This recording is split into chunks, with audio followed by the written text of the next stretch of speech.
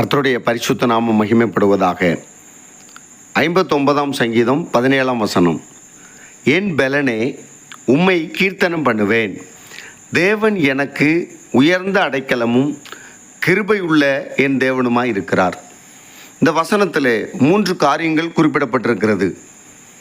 என் பெலனே, ஆண்டவராகிய கர்த்தர் நமக்கு பெலனாக இருக்கிறார். நம்முடைய ஆண்டவராகிய கர்த்தர் உயர்ந்த அடைக்கலமாக இருக்கிறார். நமக்கு விரோதமாக எத்தனை காரியங்கள் வந்தாலும் அது நம்மை அணுகாது. ஏன் தெரியுமா? ஆண்டவர் நமக்கு பாதுகாப்பாக அடைக்கலமாக இருக்கிறார். 3ஆவதாக, அவர் கிருபை உள்ள தேவனாக இருக்கிறார். அவர் இரக்கமுள்ள தேவனாக இருக்கிறார். நாம் என்ன செய்யணும் தெரியுமா? என் பெலனே, உம்மை கீர்த்தனம் பண்ணுவேன், உம்மை நான் பாடுவேன், உம்மை நான் ஆராதிப்பேன் என்று எழுதப்பட்டிருக்கிறது. அன்பான தேவஜனமே, ஆண்டவராகிய கர்த்தர் நமக்கு பெலனாக இருக்கிறார். அவர் நமக்கு அடைக்கலமாக இருக்கிறார். அவர் கிருபை உள்ள தேவனாக இருக்கிறார். நாம் செய்ய வேண்டியது என்னவென்றால், அவரை துதிக்க வேண்டும், அவரை பாட வேண்டும், ஆண்டவருக்கு உண்மையாய் வாழ வேண்டும். கர்த்தர் உங்களை ஆசீர்வதிப்பாராக. ஆமேன்.